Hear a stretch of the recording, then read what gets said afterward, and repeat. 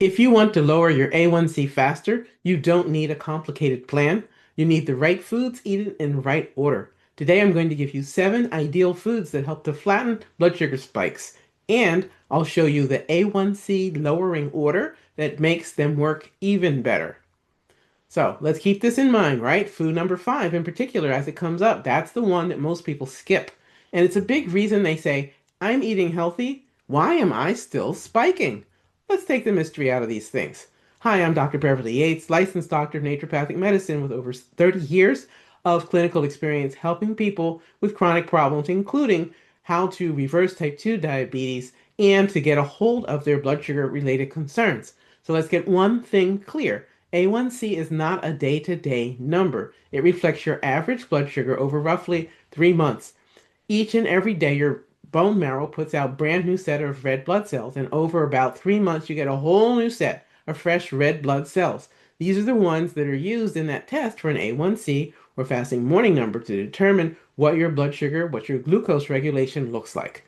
Okay, so when I say fast, I mean this. You can start improving your daily blood sugar patterns quickly. Less spiking, lower after meal glucose numbers, and that's what brings your A1C down over time. You can take charge of this. Let's get into it. All right, and a safety note while we're here. If you are on insulin or certain diabetes meds that in particular are known to cause low blood sugar issues, please keep an eye on your numbers and talk with your clinician or whoever prescribed that medication for you as you change your meals. With the idea of food is your medicine and medicine is your food, and your body responds to healthy changes, you might need to shift medication. Please don't do that on your own. Please do use it in concert and guiding with whoever it was prescribed the medications for you. This is for your safety. All right, so here's the order that helps your body to handle blood sugar, also known as glucose, better. I call it the A1C lowering order. This is protein first, fiber second, that means non-starchy veggies and leafy greens, along with fats third, and then starches or any kind of sweets last, if you're having them. Starches includes carbohydrates. People use these terms interchangeably. I want to make sure everyone's clear and no one's confused, all right? This is a simple combination and it is powerful. My book, The Yates Protocol 5 Simple Steps to Fix Your Blood Sugar and Reverse Type 2 Diabetes, is now out and available for order, including the audiobook version. We go into depth on that, and the whole theme is to, make peace with food and never feel deprived again. Let food be your friend and not your enemy. All right, so as we go through this, here's a simple example. This could look like starting out with something like eggs or fish first, then your greens, then avocado or olive oil, and if you are eating resistant starch, carbohydrates in the form of beans, lentils, etc., that's great. And if you want to have something that's relatively sweet, like a fruit, say berries, that's going to be last in our eating order. Okay, let me give you some more detail here so this all comes together to make sense. Food number 1 we can start with is eggs. Eggs are universally available and quite straightforward. They're a simple, reliable way to get your protein in first, along with, in this case, some healthy fats. And that protein first approach helps to blunt any kind of blood sugar spike that might come with other foods that you eat in any given meal. So, having said that, 2 eggs is a great starting point for most people. And yep, these eggs can also work as a snack if you need something steady that won't send your glucose on the blood sugar roller coaster. As you know, snacking is not recommended if you have type 2 diabetes or prediabetes, unless you need it to support medication or it's to keep you from making really big food mistakes, okay? So I just want to be really clear. But eggs should be a safe, stable option from the point of view of blood sugar control. The mistake is that many people make is leading with a carb first and then putting protein after the fact, like an afterthought, like they never even considered it. You want to flip that. Don't start your meals with carbohydrates. Start with the proteins. All right? So remember, protein first. Okay. Next, food number 2, fatty fish. Fatty fish comes in a lot of forms. This is a protein plus anti-inflammatory fats combo. It's one of the best combinations for metabolic health. Here up front, I'm giving you 2 kinds of proteins to choose from. One could be eggs, the other could be different kinds of fish, whatever you would enjoy for the protein slot. This gives you some more options, some more flavor profiles, and some people, they love these things, some people not so much, right? You can move around what you really enjoy. So in this case, please don't overthink it. And yes, canned fish counts. It doesn't have to be freshly caught. You may not have access to freshly caught or wild fish, etc. It's fish that we're after, okay? So whatever makes sense for you, please keep this simple and easy. A very common mistake people make when they have fish is they eat it fried, it's been breaded, maybe it has a lot of sugary sauces and dips and things that are added with it. And frankly, that's going to cancel out a lot of your healthy benefit. Keep it simple. All right. So, with this in mind, food number three is going to be greens and cruciferous vegetables. Said another way, leafy greens. They just do so much good for us. So, in general, fiber is the second step. So, first was protein, second is fiber. Fiber is your natural buffer, where protein in our first step is something that helps people to feel full, to feel satisfied, to feel satiated. The fiber portion helps you to buffer your blood sugar to avoid the spikes so it stays relatively even and helps you avoid staying off that blood sugar roller coaster. It is a natural buffer. And did you know? Fiber also helps with correcting cholesterol. So if you're struggling with your cholesterol profile, you have too much of the bad kind of cholesterol, vegetables, leafy green vegetables in particular, are your friend. This is a two-for benefit. A third benefit from fiber is it helps keep your bowel movements regular. Helps your body to eliminate waste efficiently. Three benefits from one food group. Oh, wow. Okay, I think Mother Nature is looking out for us there. So aim for at least 2 servings per meal of leafy green vegetables. And yes, this includes breakfast. And it can be simple, it can be really fast. You can get readily, from what I've seen, at least here in the US, already pre-rinsed, ready to go salad greens. 2 big handfuls, add them to breakfast, add them to lunch, add them to dinner. You're done. Even if you're traveling, you can easily get this. It could be bagged salad, it could be whatever is simple for you for leafy greens. If you're not traveling, if you're at home, you could pre-steam things like broccoli, bok choy, you can make collard greens, you can make all kinds of delicious options. And so you can have that salad, add on some olive oil and lemon for a win. So tasty. Okay, so please keep it simple and make it usable. And in my Yates Protocol book, I have 20 delicious recipes along with 2 sample meal plans, both for people who are omnivores as well as people who are plant-based eaters. I got you. So however you're eating, let's make this a win so that your food really nourishes you. A common mistake people make here is to skip fiber and then wondering why the starch that you ate, like say a bagel or something, hits you like a truck. You know, if you're eating simple starches like bagels, chips, cookies, crackers, white bread, etc., those kinds of starches are no good because it's simple carbohydrates. It's just going to run right over your blood sugar goals and cause problems. So, proteins first, fiber is second. Okay, next thing to consider is food number four, chia seeds. That's right, chia is a quiet superstar because it's fiber dense and it forms a gel that can help smooth out your glucose curve. It can help smooth out your blood sugar response. Such a win. You could start with 1 tablespoon. You could put it in some water, put it in a pudding, make it as a chia pudding. You can easily look up those recipes online. You can simply add it to a meal. Just don't make it complicated. Just get it in you. One thing I want to call out actually here with chia, because it can form that gel, you want to make sure you stay well hydrated. So you're going to either add it to other liquids or add it to water and then have it. So if you have 1 tablespoon, have at least 4 ounces of water or some other blood sugar friendly beverage to go with that. That way it won't form some sort of kind of gelatinous plug and cause problems with bowel movements. Eating chia seeds, if you're having any struggles with bowel movements, should be helpful, but you have to hydrate them, okay? Keep that in mind. Now, another common mistake that comes up, people will add chia to a high sugar, really blood sugar unfriendly, a disaster of a smoothie, and then call that healthy. No, we are not doing that, okay? That's not a good idea. If you're having a high sugar smoothie, don't have the high sugar smoothie. Don't be unkind to yourself. Be kind to yourself. Treat yourself well, all right? So, proteins first, fiber second. Okay, if you find this video helpful, please comment the word A1C in the comments section. If you would like to see more videos like this, please give it a like, share it with someone who's worried about their A1C, kindly subscribe to this channel, and turn your notifications on. Thanks so much. All right, food number 5 of the 7 we're going to cover in this video. This one is avocado. This is one many people skip, and then they wonder why their healthy meal still spikes them. Healthy fats taken in help to slow the release of food from the stomach. It helps to slow down your digestive process in a good way.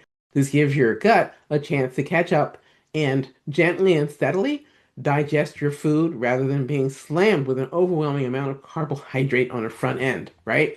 So avocado will bring in our fats as our third. And fats slow down that digestion, help smooth the rise of blood sugar, helps to stay off that blood sugar roller coaster. Here's your tip for action to take is to pair avocado with your protein and veggies.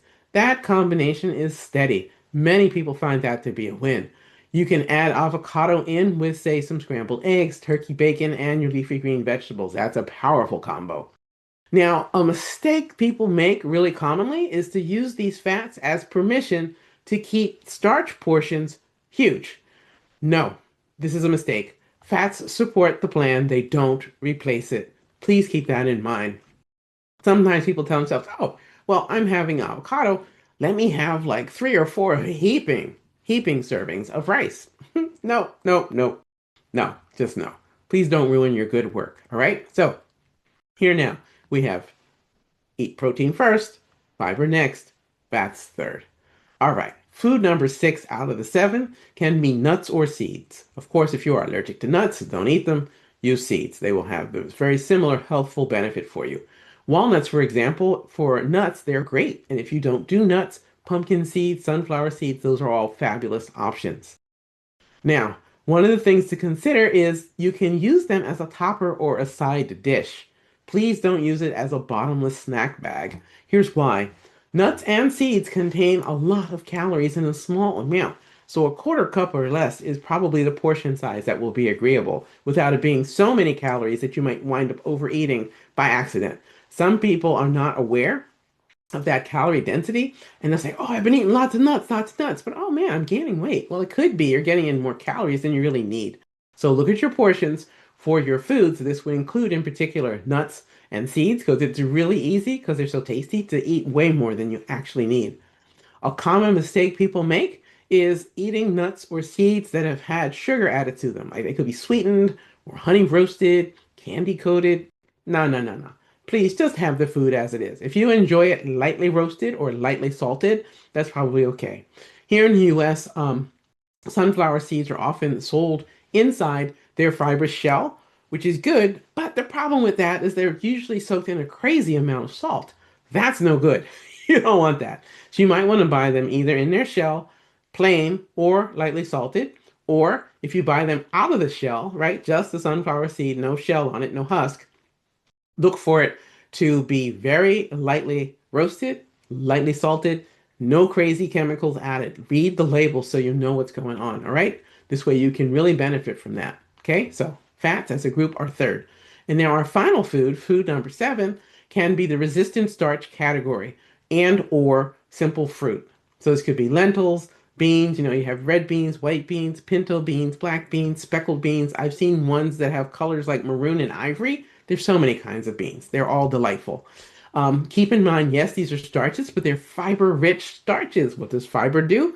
It helps to keep your blood sugar in a healthy range. This is beautifully bound together and so nutrient dense. And here's the key. You're eating it last if you're having them.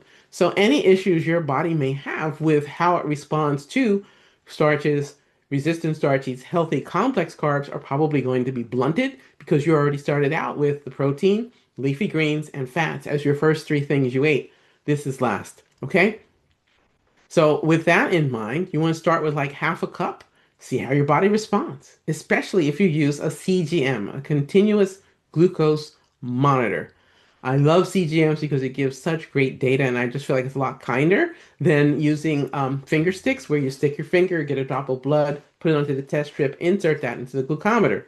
Now keep in mind, the finger sticks and drop of blood test strip into the glucometer is more accurate in terms of measuring your blood sugar, but ouch, it hurts. And I found that a lot of people who have diabetes of any kind often don't check their blood sugar as often as they should if they only use a finger stick and not a CGM because it hurts. We're all human and it is tough to convince yourself to keep doing something that's painful. I also understand, at least here if you're in the US, continuous glucose monitors are a more expensive option. It's really unfortunate that there's just so much expense to healthcare in the US, but here we are. Anyway, do the best you can, please, with whatever you have access to. But find out how your body responds specifically to the foods you eat and your portions. A common mistake that people make is beans plus rice plus bread in one meal. It's a triple hit in terms of carbs. Please choose one starch and keep it last. The one to focus on in that list would be the beans. That's going to give you the most nutrient density and most likely the least problems in terms of blood sugar response. All right? So, our order here now is going to be protein first, fiber second, fats third, starch last. All right. So in my book, The Yates Protocol, 5 Simple Steps to Fix Your Blood Sugar and Reverse Type 2 Diabetes, make peace with food and never feel deprived again. I go into detail in the book about nutrition, about blood sugar responses, about continuous glucose monitors. We also have 20 delicious recipes and 2 easy meal plans. All right, let's put this all together. I want to make sure that all of this is very practical and actionable. Here are 3 templates you can use today. So, template A for breakfast can be this. Breakfast can be protein plus fiber plus fats with your starch last. How you can practically do this is it's going to be eggs, greens, avocado. If you decide you want to add a few tablespoons up to a quarter cup of some kind of bean or lentil, go right ahead. All right, next, template B. For lunch, you can have fish of any kind if you like, or other proteins that really can anchor your blood sugar. You can have salad, leafy greens, you can have collard greens, bok choy, broccoli, whatever you would enjoy, along with seeds. If you want to add in the resistant starch represented by the lentils or other kinds of beans, great. Protein first here, right? All right, so for lunch, here's an idea. You can have salmon or tuna, sardines. You could put them on top of a salad or enjoy them with other leafy greens that you have access to. You can add pumpkin seeds, let's say, or sunflower seeds, and have a scoop, a small scoop of, say, lentils or other resistant starch. If that's something that is taste that you enjoy, go for it. That's totally fine for lunch. And now finally, let's move on to dinner for our third template. The dinner can be fish or eggs along with that bok choy, avocado, over to beans. Clearly, you can substitute other foods for each of those categories. The idea is to make it simple, make it efficient, make it so if you're traveling or if you're on the go, these are foods that are often convenient and easy to pack up and take with you. Or if you're out and about, maybe you can go to a supermarket and they will have a salad bar there that you could use to get access to healthy food if the restaurants around you aren't so helpful in that regard. This can really be really be a challenge sometimes if you're traveling. So, if you remember only one thing, please, when you begin your meal, start with protein. Follow that with the leafy green vegetables. Okay, let's do some troubleshooting because sometimes these things come up and people are like scratching their head going, dang, I think I'm doing all the right things. Why am I still having blood sugar struggles? All right. So if you're still spiking, here are the usual culprits. You started with starch, some kind of carbohydrate. That's generally, for most people, not going to be the best idea. The next one could be hidden sugars. There could be sauces, gravies, dressings, things like that. And they may have way more sugar than you realize, even though they don't necessarily taste sweet. I'm always amazed at what's on the label of packages, or if I ask restaurants, how did you make this? Sometimes the amount of sugar that's added is staggering. It doesn't always taste sweet.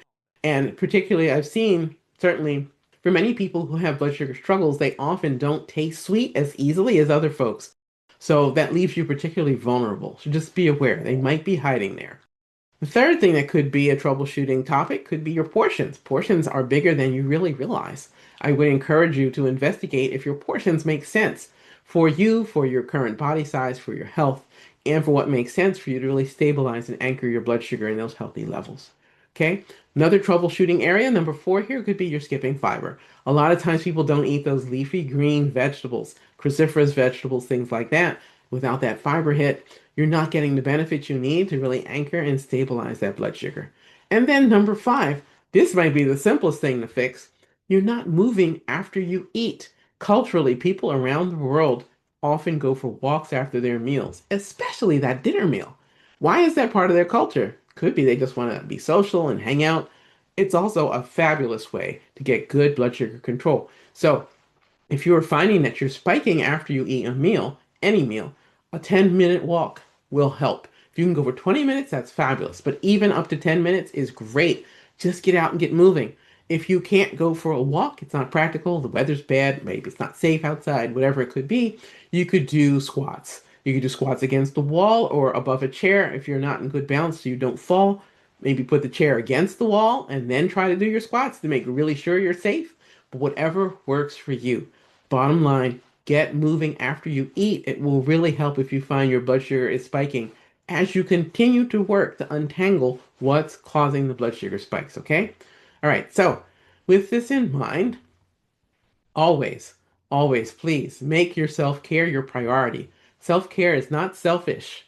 I'm going to say that again, it's so important. Self-care is not selfish. This entire healing journey is about progress, not perfection. Let's recap the 7 foods. Eggs, fatty fish, greens plus the cruciferous vegetables, chia, avocado, nuts or seeds, and then finally lentils and beans. Last, if you decided to have them.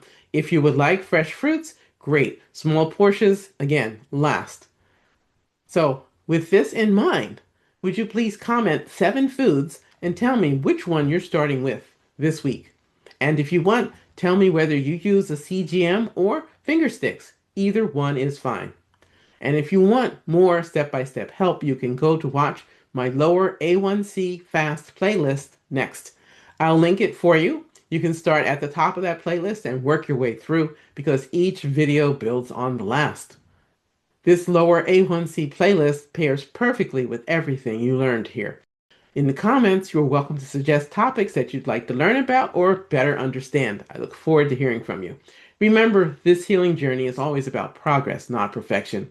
Please take great care of yourself. Self-care is not selfish. Check out the description for this video and my channel, where you will find links to join one of our programs.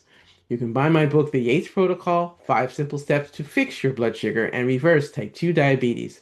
You can also join our community via the email list and other ways to work on your health goals. I'll see you in the next video. Please take care.